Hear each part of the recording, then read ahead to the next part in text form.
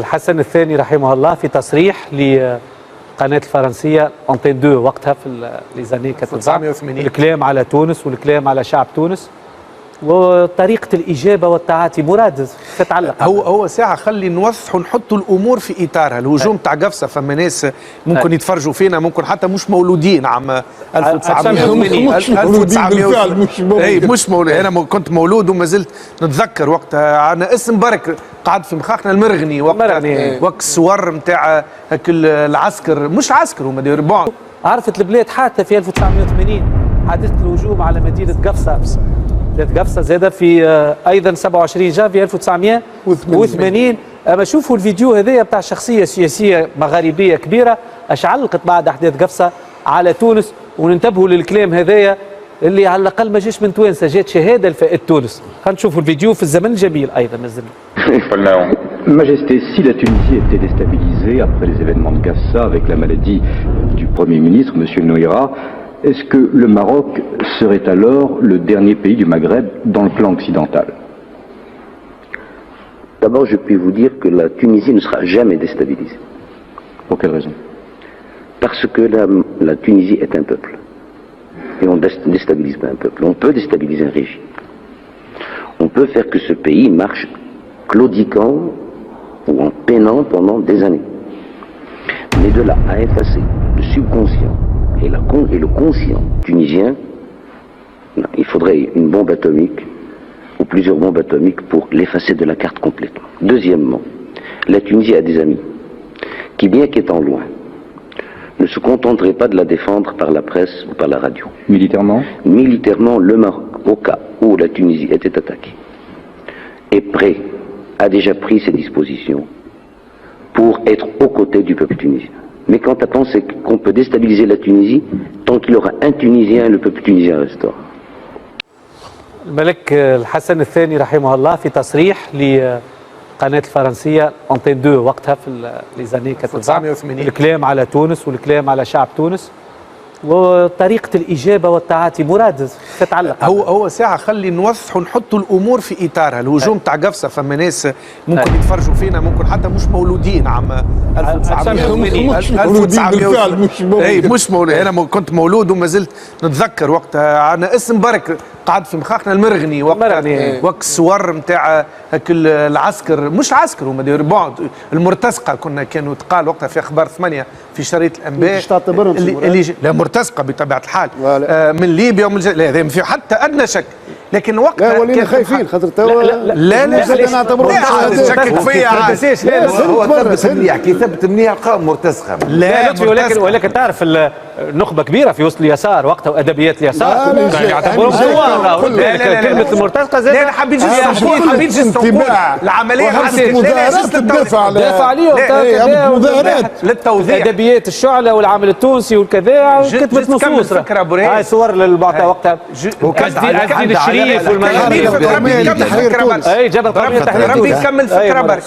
وقتها المرتزقة هذوما حركتهم ليبيا والجزائر والمغرب بطبيعة الحال رات بعين فيها كثير من الخوف معناها على توازن المنطقة أن تجي مع تونس ضد ليبيا والجزائر اللي تم اتهامهم وقتها بزعزعة نظام بورقيبة. يلزم أنا في رأيي أنه ما كانتش الجزائر الدولة، كان جهاز المخابرات بقيادة لا بقيادة سليمان هوفمان. والدليل أنه بعد كي تونس طلبت اجتماع مجلس الشادي ما في بالوش جاك جوستومون ما كانش في باله. لا ما كانش بومدين الشادي بن جديد وما كانش في باله. بومدين توفى وقت صار اجتماع تونس طلبت اجتماع عاجل لجامعة معناها الدول العربية وقتها موجودة في تونس. قدافي طلب شادي بن جديد وقال له تعمل على اخراج فرنسا من تونس وماشي باله تدخل الجيش الفرنساوي.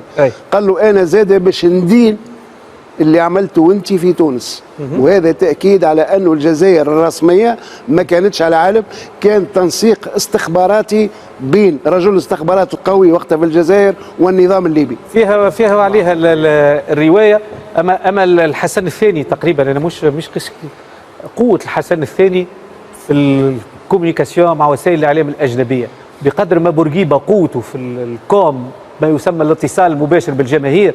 اما الملك الحسن الثاني في قداش من باساج سورتو مع الصحافه الفرنساويه، طريقه الكلام والكلام اللي قالوا على تونس وتدخله في مختلف القضايا.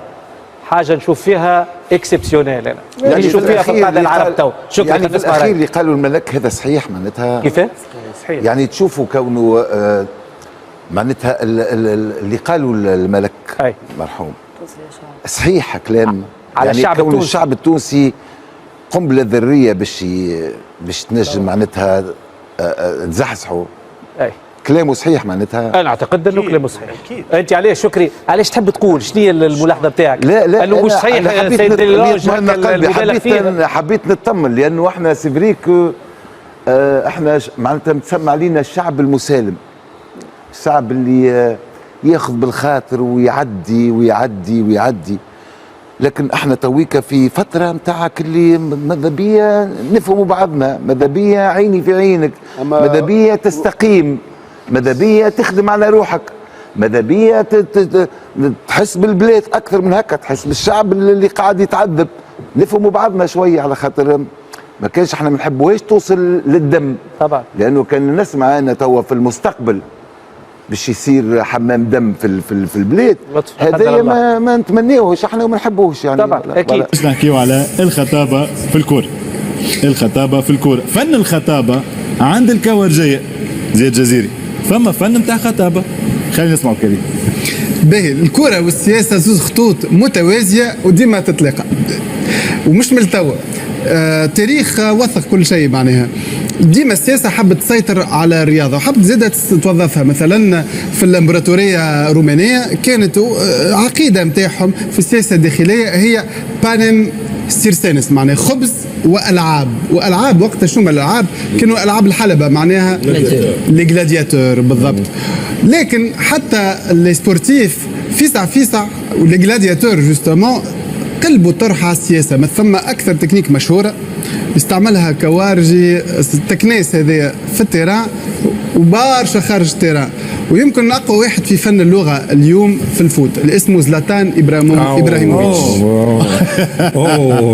زلاتان كي يتكلم تحسه يتكلم ليميت شعر، ويستعمل التكنيك نتاع البنش لاين. شنو البنش لاين؟ هي الجمله القصيره نقول لها القويه فهمت، الصادمه اللي تلخص الفكره فيسا. ترى نشوفوا كيفاش يستعملها زلاتان.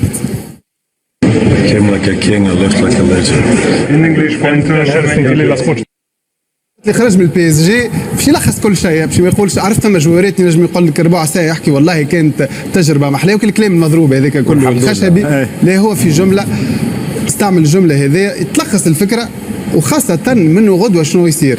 نعرفوا الاعلامي يموت معناها باش يحطها على الجمل هذوم، باش يحطها تيتر في الجرايد كل.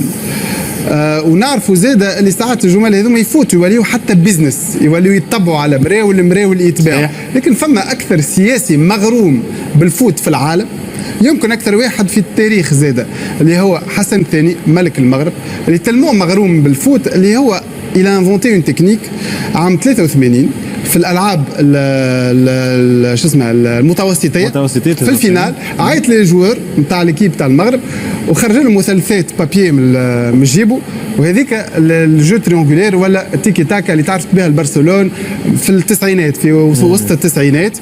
وهو زاد كان قوي برشا في لي بانش لاين، في الجمل القصيره هذه. ترى نشوفوا وقت عام 81 هو مشى لفرنسا، وقتها تعرفوا وقت العلاقات متعكره بين الجزائر والمغرب على حكايه الصحراء الغربيه. مشى لفرنسا شويه الحكومه الجزائريه قالت اسمع هذا راه مشى يطلب في نصائح واسلحه. ترى نشوفوا كيفاش جاوب. L'Algérie réagit tout de même sévèrement à votre visite en France. Ils disent que vous êtes venu chercher à la fois des conseils et des armes pour poursuivre la lutte. Qu'est-ce que vous en pensez? Eh bien, l'homme sage est celui qui vient toujours chercher des conseils d'abord. Les armes, on en trouve partout. الرجل الحكيم يطلب نصيحة قبل وسلاح نلقاه في البلاصة كل هذه. لخصت الفكرة وما قعدش يبرر، تعرف التبرير تخسر. قوي في الخطابة الله يرحمه، كان من الدمادم مع عبد الناصر وبورقيبة.